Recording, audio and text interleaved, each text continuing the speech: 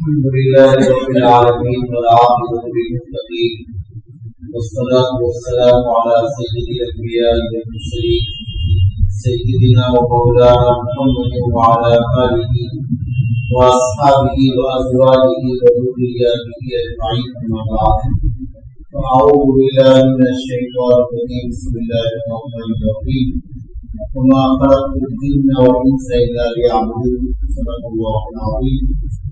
وعن ابن مسعود رضي الله عنه قال قال رسول الله صلى الله عليه وسلم لا تزال قدم ابن آدم حتى يسأل عن خمس عن عمره فيما أفناه وعن شبابه فيما أبلاه وعن ماله من أين اكتسبه وفيما أنفقه وماذا عمل فيما علم أو كما قال عليه الصلاة والسلام. میرے محترم بزرگوں دینی بھائیوں، ابھی ہمارے محترم مولانا فاضل صاحب کی رحمت ظہور ہے، چند باتیں مجھ نادی سے متعلق نہیں ہیں. صحیح بات تو یہ ہے کہ اپنے پاس تو کچھ نہیں، صرف جب نظر ڈالتے ہیں اپنے اندر تو اللہ رب العزت کا فضل اور توفیق کہ اللہ نے ان اپنے خاص بندوں کی ڈیوٹیاں سیدھی کرنے کا موقع نصیب فرمایا. آج زندگی میں سب سے زیادہ قیمتی وقت وہی لگتا ہے کہ جو ان کی خدمت میں ہو. ہمارے حضرت استاد بھی تھے، مربی بھی تھے، حضرت مولانا مفتی مہربان علی بڑوی رحمۃ اللہ علیہ، جو ہمارے علاقے میں حضرت مولانا مسیح اللہ خان صاحب جلال آبادی رحمۃ اللہ علیہ حضرت خانوی کے بڑے خلفاء تھے، ان کے مسترشد، ان کی خدمت میں انہوں نے 23 سال حاضری دی. ان کے دامن سے وابستہ ہم لوگ ہوئے، ان کے سامنے پڑھا، اور جب دارالعلوم سے فراغت ہو گئی تو پھر ان کی خدمت میں 4 سال رہنے کا موقع اس انداز سے ملا کہ ہم پڑھاتے بھی تھے اور ہماری گوشتکاری بھی ہوتی. ابھی جن طلبا کو ہم نے پڑھایا حسامی کا سبق، جن طلبا کو بھی جلالین کا سبق پڑھایا ہے، ان کو پڑھا کے آئے دفتر میں بیٹھے، کوئی بات ہو گئی تو انہی کے سامنے ڈانٹ پڑ رہی تھی، انہی کے سامنے ڈانٹ ڈپٹ ہوتی تھی. اور ظاہر ہے کہ جب آدمی عملی زندگی میں آ جاتا ہے، استاد اور مدرس ہونے کی نسبت استاد ہو جاتی ہے، پھر یہ سمجھتا ہے کہ میں کام مکمل ہو گیا. ایسے موقع پر جب کسی بڑے کی ڈانٹ پڑتی ہے چھوٹوں کے سامنے تو 10 پر اتنا آرا چلتا ہے، اتنا بھاری ہو جاتا ہے. اسی لیے حضرت کہا کرتے تھے کہ پہلے مربی بننے کے لیے مربع بننا پڑتا ہے. مربی یعنی تربیت کرنے والا، اور مربع یعنی جس کی تربیت کر سکے. تو جیسے پھر فرماتے تھے کہ جیسے مربع ہوتا ہے تو اس میں کئی چیزیں ملا کرتے اور تب اس کو تیار کیا جاتا ہے. تو اسی طریقے سے نفس خوشی ہوتی ہے اور مختلف مواقع پر اصلاح ہوتی ہے تو آدمی کی تربیت ہو جاتی ہے، تبھی وہ مربی بنتا ہے. تو مقصد عرض کرنے کا خدا نہ خاص یہ نہیں کہ میں مربی ہوں، باقی کوشش ہماری رہتی ہے کہ جو طلبہ ہمارے یہاں پڑھتے ہیں، داخل ہیں، ان کو ہم کسی لائق بنا دیں اور ان کی تعلیم کے ساتھ ساتھ ان کی تربیت ہو جائے، عملی زندگی کے لیے وہ تیار ہو جائے. تو یہ کوشش وہاں الحمدللہ ہوتی ہے. میں بھول گیا، مجھے وقت کی تعلیم کرنی تھی کہ وقت کتنا آپ حضرات کا لیا جائے، کیونکہ تقاضے ہوتے ہیں. پہلے تعارف میں 5 منٹ چلے گئے، اب میری باتیں شروع ہو گئی اور میں تعلیم نہیں کر پایا کہ کتنی دیر. یہ بھی ہمارے حضرت کی ہدایت ہے کہ پہلے تعلیم کر لو. تو میں سمجھتا ہوں کہ ابھی میرے خیال سے 10 منٹ 35 تک لگے جی، کیونکہ 12 تقاضے ہیں، اچانک آپ کو روکا گیا، اعلان کیا گیا، تو 35 تک انشاءاللہ میں اپنی باتیں مکمل کر لوں گا تاکہ 35 تک آپ ذہنی فراغت کے ساتھ تشریف رکھیں. تو حضرت معمول تک کہیں بھی جاتے تھے تو اعلان تو نہیں کرتے تھے، فرماتے بھائی دیکھو 5 منٹ یا 10 منٹ کی باتیں ہوں گی، جس بھائی کو موقع ہو فرصت تشریف رکھیں، یہ اعلان ہوگا. پھر 10 منٹ کا اگر اعلان ہوا ہے اور کوئی بیچ میں سوچ میں چلا گیا تو حضرت بڑی مجلس میں اس کو بٹھا دیتے کہ میں نے پہلے ہی طے کر دیا کہ 10 منٹ آپ کو بیٹھنا، کیوں جا رہے ہیں، میرے ذہن میں خلل تاکہ ہوگا. تو اس طریقے سے وہ ان کا ایک عجیب انداز تھا. اللہ تعالیٰ ان کو غریب رحمت فرمائے. تو ان کی خدمت کا اللہ نے موقع اور شرف عطا کیا. اس نسبت سے کہ مولانا نے ذکر کیا تو مجھے یاد آئی یہ بات جو میں نے آپ سے عرض کی. میں نے ایک حدیث آپ کے سامنے پڑھی جو حضرت عبداللہ ابن مسعود رضی اللہ عنہ کی حدیث اور پیارے نبی صلی اللہ علیہ وسلم کی ایک ایک حدیث وہ ایسی جامع اور ایسی کامل و مکمل اور اس انداز سے آدمی کے لیے حفظ جان بنانے کے لائق ہے. قیامت تک آنے والے ہر انسان کے لیے ہر صاحب ایمان کے لیے اس میں نفع ہی نفع. تو میں اسی حدیث کا ترجمہ آپ حضرات کو اس صالح جذبے اور نیک نیتی کے ساتھ سناتا ہوں کہ اللہ تعالیٰ مجھے بھی اور سبھی حضرات کو عمل کی توفیق عطا فرمائے. حضرت عبداللہ بن مسعود رضی اللہ عنہ مشہور صحابی ہیں. وہ روایت کرتے ہیں کہ نبی علیہ السلام نے ارشاد فرمایا, جب میں نے دوپہر کی ایک جگہ عرض کیا کہ جب نبی کا اس میں گرامی نامی آئے تو پہلی مرتبہ صلی اللہ علیہ وسلم کہنا بہت ضروری ہے. اگر نہیں کہیں گے تو گناہ ہوگا. ایسی واجب ہے جیسے نماز بھی واجب. اور اس کے بعد پھر جب بھی نامی آئے تو سچی محبت کا تقاضا یہ ہے کہ بار بار صلی اللہ علیہ وسلم اس کا ورد ہونا چاہیے.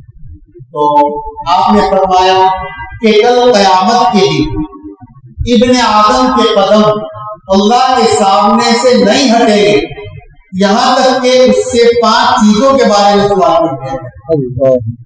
یعنی اولین و آخرین کا اجتماع ہوگا. سیدنا حضرت آدم علیہ السلام سے لے کر قیامت تک آنے والے تمام پیغمبر تمام انسان سب کا اجتماع اور 5 چیزوں کا سوال اللہ تعالیٰ کی عدالت میں سب سے کیا جائے گا. پہلا سوال ہوگا عن عمرہ فیما افنی. زندگی کے بارے میں سوال کیا جائے گا کہ زندگی کو کہاں گزارا, کس طرح سے گزارا. یہ زندگی اللہ کی بڑی نعمت ہے اور آدمی یہ سمجھتا ہے کہ مجھے ہمیشہ یہی رہنا ہے. عملاً وہ ایسا سمجھتا ہے اور جب آدمی کو جوانی ہوتی ہے تو اس میں تصور ہی نہیں آتا اس کو اس بات کا کہ مجھے جانا ہے. تو زندگی کیسے گزارنی ہے اور کس طریقے سے ہمیں رہنا ہے یہ سب کا سب مکمل ہمارے نبی صلی اللہ علیہ وسلم اپنے عمل سے اپنے قول سے اپنی احادیث شریفہ کے ذریعے ہمیں بتا کے گئے ہیں کہ ہم آزاد نہیں ہیں بلکہ ہماری زندگی شریعت اور سنت کے مطابق گزارنی ہے ہمیں. اور ہمیں ہی نہیں بلکہ ہمیں اپنی اولاد کی بھی فکر کرنی ہے کہ آدمی خود نیک بن جاتا ہے, صف اول کا نمازی ہو جاتا ہے, تہجد گزار ہو جاتا ہے, زکات بھی دیتا ہے, روزے بھی رکھتا ہے, 4 مہینے چلے بھی لگاتا ہے, سارے نیک کام کرتا ہے. لیکن اولاد کی جب باری آتی ہے تو کہتا ہے صاحب میں نے بہت سمجھا لیکن بات مانتے نہیں, بچے کہنا نہیں مانتے, یوں کہہ کر کے فارغ ہو جاتے. یعنی باپ کی زندگی وہ بالکل ایک الگ سمت میں ہے دین کی طرف, اور بیٹوں کی زندگی وہ دوسری سمت میں ہے. باپ کا رخ اگر مشرق کی طرف ہے تو بیٹوں کا مغرب کی طرف ہے, بالکل زمین آسمان کا فرق ہے. جبکہ حدیث میں آتا ہے کلکم راع وکلکم مسئول عن رعیتہ, تم میں سے ہر ایک نگہبان ہے, ہر ایک ذمہ دار ہے اور اس کے ماتحتوں کے بارے میں اس سے پوچھا جائے گا.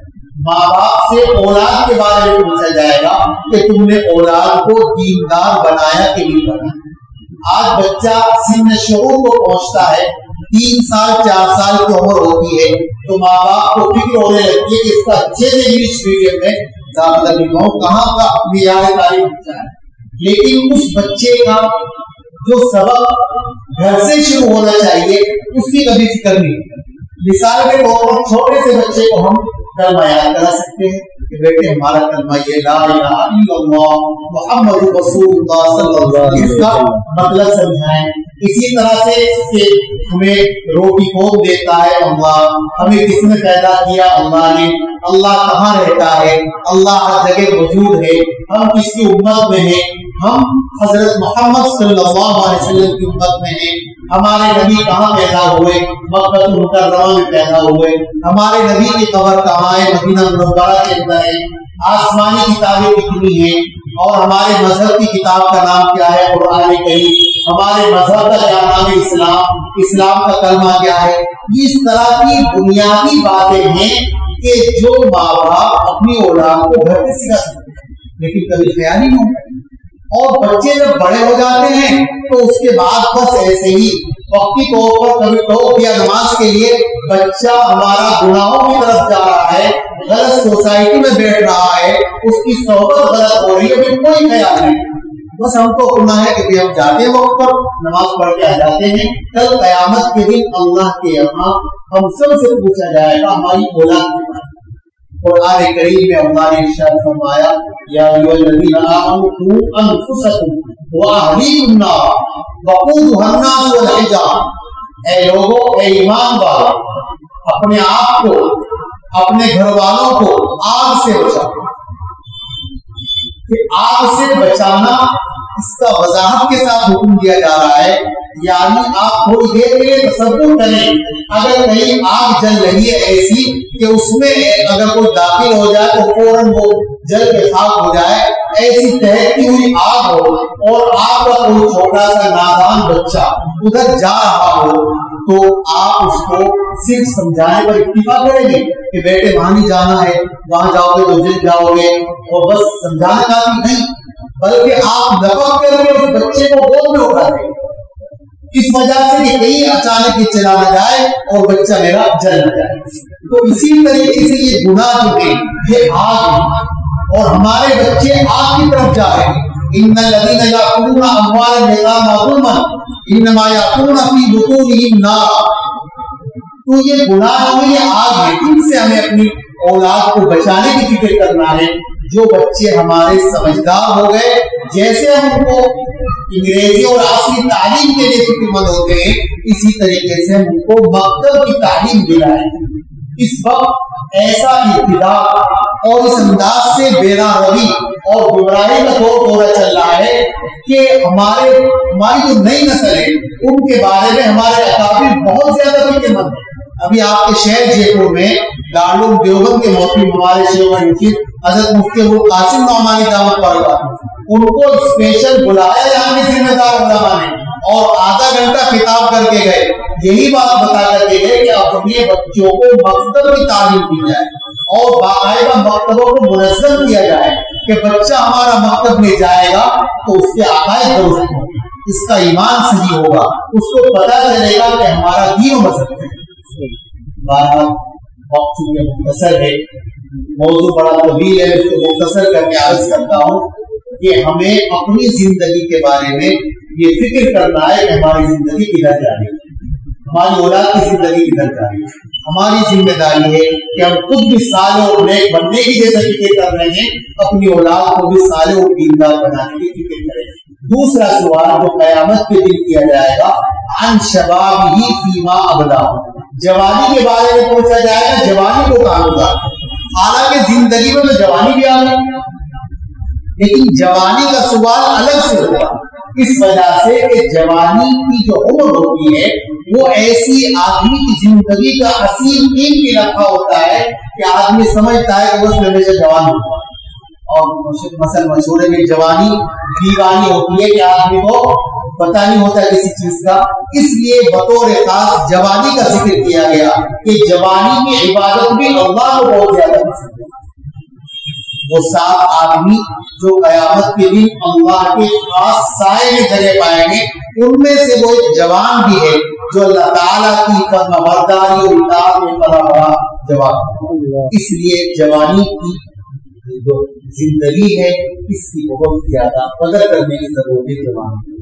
اور تیسرا سوال ہوگا عن مالہ من این اکتسبہ، مال کے بارے میں سوال کیا جائے گا کہ مال کہاں سے کمایا، حلال طریقے سے کمایا کہ حرام طریقے سے کمایا.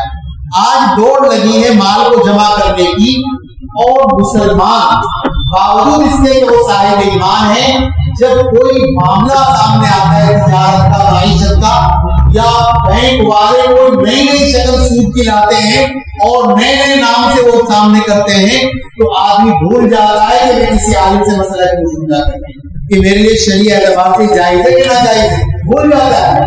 کوئی بات نہیں صاحب، اس میں اتنا ہمیں نفع ہوگا اور اتنا پروفٹ ملے گا، بس آدمی آنکھ بند کر کے ادھر معاملہ کر لیتا ہے، حالانکہ صحیح نہیں ہے. آپ کے سامنے کوئی بھی نیا مسئلہ آ رہا ہے، آپ علماء سے رجوع کریں، اہل علم ماشاءاللہ موجود ہے، ان سے مسئلہ پوچھیں. جب آپ کو اطمینان ہو جائے کہ ہمارا دین ہماری شریعت اس کو صحیح کہتی ہے تب آپ اس کام کو کریں. یہ نہیں کہ آدمی اگر حرام مال جمع کرے گا تو میرے بھائیوں اس حرام مال کے جمع کرنے کا جو برا اثر ہے وہ ہماری اولاد کے اوپر پڑے گا. کوئی بھی حرام لقمہ ہمارے پیٹ کے اندر جاتا ہے تو جس طرح حرام کھا کر ہم اللہ کی نافرمانی کر رہے ہیں اس کا اثر یہ ہوگا کہ ہماری اولاد ہماری نافرمانی. اس لیے اپنے آپ کو مال کمانا کوئی برا نہیں. صحابہ کرام میں بڑے بڑے مالدار ہوئے. حضرت عثمان غنی رضی اللہ تعالیٰ بہت اللہ نے کو مال و دولت سے نوازا تھا. وقت چونکہ پورا ہو رہا ہے میں اپنے وعدے کی پابندی کرتے ہوئے بات کو یہی روکتا ہوں. مال کی بات کہ کہاں سے کمایا یہ قیامت کے دن پوچھا جائے گا. تیسرا سوال ہو گیا، اگر اجازت ہو تو پورے کر لوں. چوتھا سوال یہ کیا جائے گا فیما انفقہ، کہ مال کو کہاں خرچ کیا. آج کل مزاج یہ ہوتا ہے کہ آدمی وہاں زیادہ خرچ کرتا ہے جہاں اس کی نام خوشی ہو، عزت ہو، چار آدمی سنے کہ آپ نے خرچ کیا ہے. اور شادی بیاہ میں بہت فضولیات ہوتی ہے، لیکن ضرورت کے مواقع پر خرچ کرنا اس کا احساس بہت کم ہوتا ہے. اس لیے حلال اور جائز امور میں اپنے بچوں کی ضروریات میں خرچ کرنا، شادی بیاہ میں ضرورت کے بغیر شریعت کی تعلیم کے مطابق خرچ کرنا تو یہ ضروری ہے. لیکن اس میں اسراف کرنا، فضول خرچی کرنا، نام اور دکھلاوے کے لیے خرچ کرنا، یہ سب اسراف اور فضول خرچی کے اندر. اس لیے اس کے بارے میں کل قیامت کے دن پوچھا جائے گا. اور پانچواں سوال ہوگا کہ علم پر کتنا عمل کیا. چونکہ اتنا علم حاصل کرنا کہ جس سے آدمی کو زندگی گزارنا آ جائے دین و شریعت کے مطابق. نماز تو اس کے مسائل کا پتہ ہونا ضروری. حج فرض ہو گیا تو حج کے مسائل کا پتہ ہونا ضروری. زکات فرض ہو گئی تو زکات کے مسائل کا معلوم ہونا ضروری. روزہ فرض ہوا رمضان میں تو اس کے مسائل کا معلوم ہونا ضروری. اور یہ ذمہ داری ہر مسلمان مرد عورت کی بنتی ہے کہ ضرورت کے مطابق وہ دینی علم حاصل کریں. تو اس کے بارے میں بھی کل قیامت کے دن سوال کیا ہے. تو نبی کریم صلی اللہ علیہ وسلم نے یہ ارشاد فرمایا کہ کل قیامت کے دن مسلمان کے ہر ابن آدم کے قدم اللہ کے سامنے سے نہیں ہٹیں گے جب تک کہ 5 چیزوں کا سوال نہ کر دیا جائے. پہلا سوال زندگی کے بارے میں کہاں گوایا، دوسرا سوال جوانی کے بارے میں اس کو کہاں خرچ کیا، تیسرا سوال مال کے بارے میں کہ کہاں سے کمایا، اور چوتھا سوال کہ مال کو کہاں خرچ کیا، اور 5واں سوال ہوگا کہ علم پر کتنا عمل کیا. بس اس وقت کا یہی سبق ہے اور اس سبق کو ہمیں دوہراتے رہنے کی ضرورت ہے. مجھے بھی ضرورت ہے، آپ کو بھی ضرورت ہے. اللہ تعالیٰ ہم سب کو عمل کی توفیق عطا فرمائے. آمین.